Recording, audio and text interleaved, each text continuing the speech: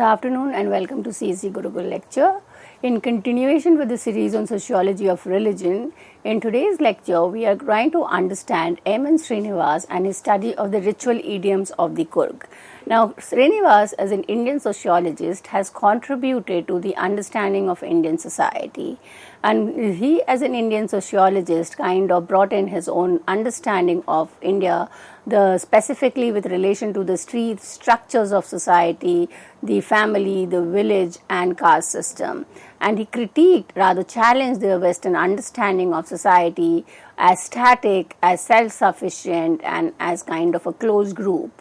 So when we looks into religion, he has kind of written a book based on his research, ethnographic study of the Coorgs of Mysore, and it's a very detailed understanding of everyday rituals, life crisis rituals, and in order to help us understand the relation between religion and social structure. So let us first understand the Coorgs, and then we will understand how Srinivas used a functionalist approach to study the relation between religion and social structure. So the Kodagu is also known as Coorg, is a rural district situated in Karnataka. So this group is known as descendant of Arabs of Greeks and famous for coffee production. They worship nature and do not have any deity like Brahmins, because this is kind of a society which was dependent on agriculture. For them, nature was to kind of be the real superpower that could affect their everyday life. So they did not have any deity. And they are a group which lived in mountains region with specific language and custom. Now when Srinivas studied this Coorgs of Mysore, the approach that he, or the method that he used was the ethnographic or the participant observation. He went and stayed among them and became a part of everyday life in order to get a clear picture of how significant was religion in the society, and therefore he focused on festivals, customs that were performed. So every detail, every small details of the Coorg life has been observed and discussed. So he discusses the Coorg beliefs and practices to these terms. So he is using a lot of regional terms that the society itself uses to help us understand the distinction between sacred and non-sacred. And everyday life, that is the life crisis like birth, death, menstruation, the presence of bodily emissions, contact between members of different castes are kept in mind in order to understand the Indian society. Now, at the macro level, he is studying the village and the caste. At the micro level, he is looking into every ritual associated with the life crisis and the way people are able to relate to it. So, he divides the entire society, belief practice into sacred and non-sacred. Now, non-sacred is basically pollution, or what Durkheim used is the term is for profane, and sacred is something which is auspicious, something which is pure.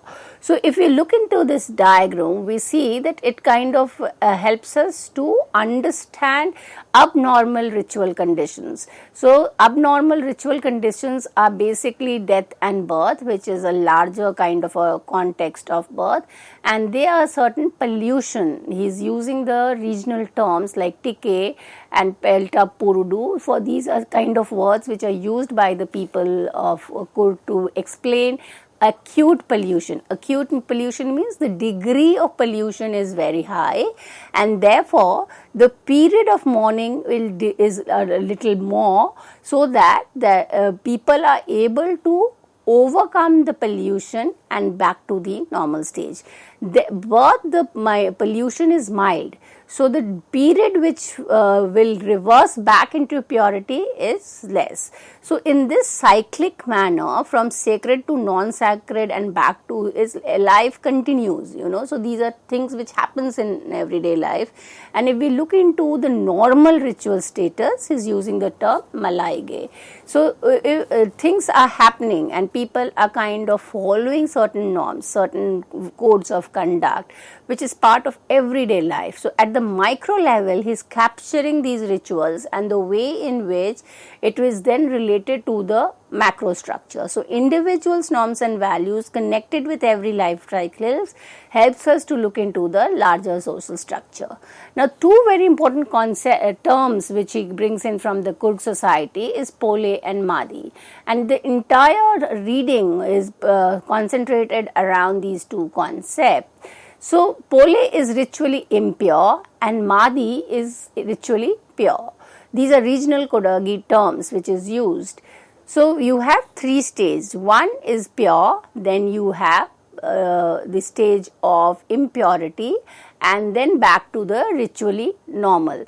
That is, after going through the ritual period, they will come back to the ritual normal, which is known as the Malige, M-A-I-L-I-G-E. So, if we look into the external world and look, this is very close to the understanding of Durkheim, but he is doing it at the level of the Coorg society. To recap, Durkheim was studying the Australian Aborigine. Srinivas is studying his own society, that is the Coorg society, and trying to understand the relations between pollution, purity and social structure. So, Madi, which is the sacred or the pure, can be divided into two kinds, the good sacredness and the bad sacredness. The non-sacred, the term used among the Coorg is Pole, it means pollution. Now, there are different degrees of pollution. It could be a mild pollution, it could be a specific impurity, which the term is Kurudu Pole or blind pollution, and then there could be a general impurity. Now, the ritual complex of Mangala. So, when he is trying to understand this life cycle crisis, he is kind of focusing on the specific life crisis, which is marriage. Because all societies, which is something which is universal, is there are a lot of rituals associated with the union of two clan to society, and each of these rituals signifies a start of something which is new. So, Van Gennep has used the concept of rites of passage. So, it enables individual to pass from one stage to the other. So, marriage is also on the liminal stage, where from childhood or adolescence you are going to become adult and take on responsibility. So, there are a lot of rituals performed on the day of the marriage, which is considered to be auspicious, it is considered to be a pure, because it is going to bring about a functional transition in the individual, and that is why it is surrounded with so many rituals. The Pole and the Madi, just like Durkheim says, there is a dichotomy between the sacred and the profane. And to recap again, when Durkheim talks about sacred and profane, he says that the two are pole opposed, yet they have a tendency to come close together, and there are a lot of restrictions, there are certain prohibitions in order to keep the two separate, because the two cannot exist at the same time. Similarly, there is an opposition between Pole and Madi. Purity and impurity are relative concept, which it's never that something will remain impure always or something will remain pure. It's all kind of in a dynamic transition from one state to the other, and that is why it is kind of considered as relative. So, impure touch is normal, there is a loss of purity. Now, why is he talking about this? Because he is trying to help us understand the caste system, which was kind of studied in terms of pollution and purity. But what was being negated was how it was leading to a structured relation between the lower caste and the upper caste, which is what he is focusing. So, if the lower caste touched the upper caste lost its purity, and it had to go and take a ritual bath or something to come back to the original normal state of purity. So, the good sacredness and bad sacredness are opposed to each other, and that is why it was kind of believed that the spaces which are sacred are prohibited from those which are considered as outside that sacred zone. So children are not allowed to enter kind of play in a place which is considered to be auspicious and sacred, because it kind of believed that they would be polluting it. And that is what was based on the understanding the caste system, where the lower caste were kind of denied the right to enter the temples because they would be considered as polluting or defiling the place. But then there were also certain exceptions to the rule. That is, the Pol and Madi are supposed to be separate from each other, and they are not supposed to be in touch. But there are certain exceptions, and that is that there could be a stage where a person in Madi, that is purity, would remain away from a person in impurity. Explains caste system based on hierarchy of pure and impure. However, there are many exceptions to the rule. Heroes can visit temple even in impure form. So it says that if a space is considered to be auspicious, only those who are in a pure state or in good sacredness can use it or utilize it. But the exception to the rule is that the heroes, who are kind of considered as exemplary achievers of certain goals for the society, for them the rule doesn't apply. So even if they are kind of in a polluting state, they can still enter the temple. Overruling of rule is special privilege given to special force. Maintenance of distance between the lower and upper caste in a structural hierarchy was the essence of stratified society. And that is why this entire rule of pollution and purity was basically to maintain a distance between the two castes. And defilement, as we already said, that purity and impurity are relative states. So coming from that, defilement, that is the loss of purity, is temporary. It does not lead to permanent change of ritual status. So once you purify yourself, you can retain your status. So if we kind of follow by the caste system of the pollution and purity, though which is not applicable in today's secular modern time, but if it was kind of touching, was defiling, then it was not that the Brahmin would become a Kshatriya or a Vaishya. He or she would continue to retain the position. Only certain action was required to come back to the state of purity. Activities performed for acquiring pure state are bathing and wearing pure new white saffron clothes in rituals.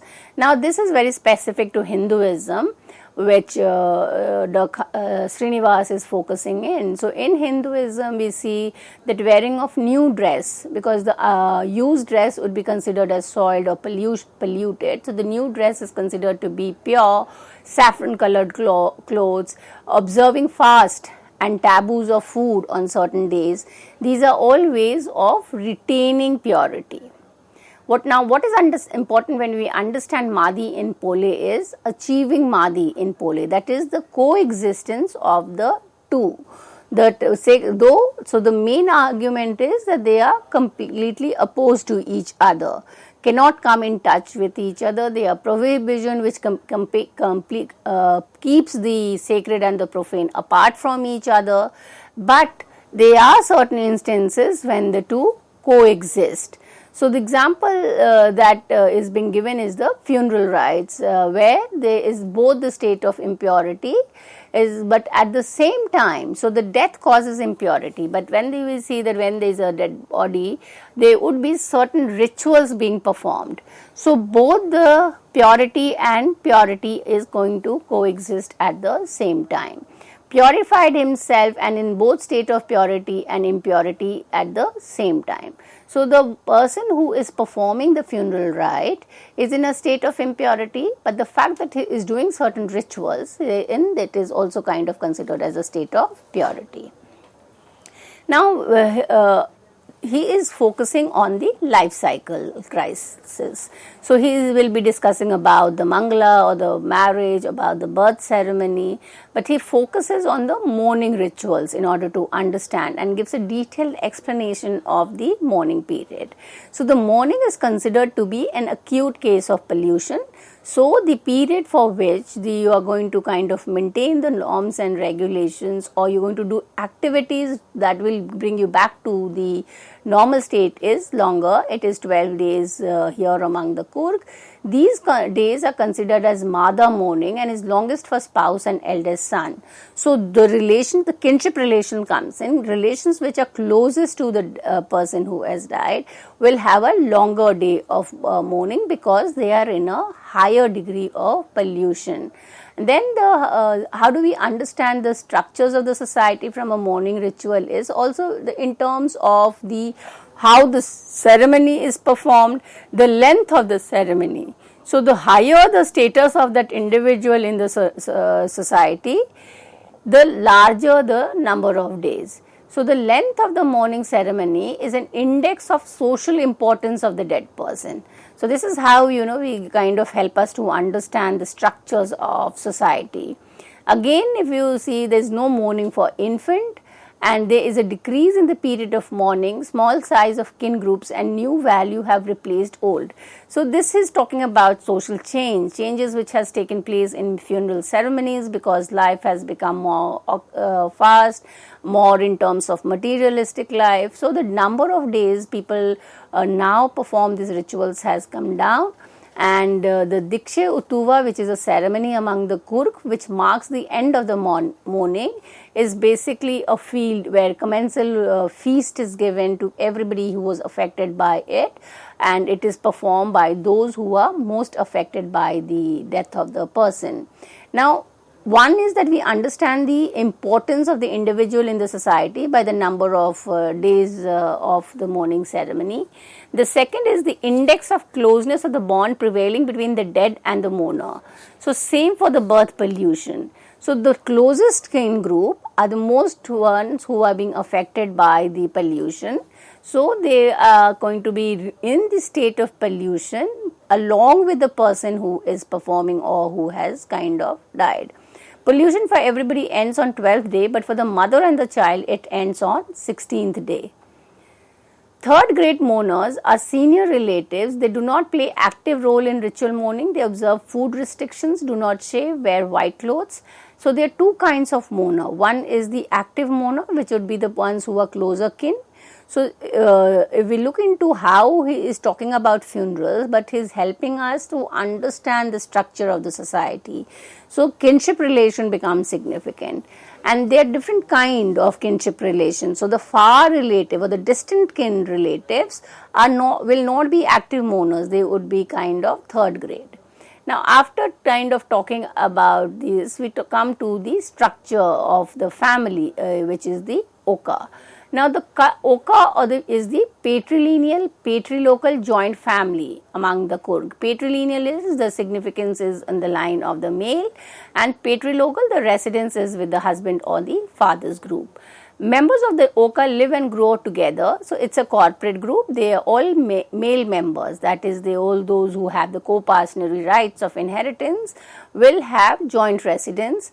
And because they are members of the same group, they have joint residence. They will perform rituals together. So it will be kind of a rituals which would be identified by a particular Oka.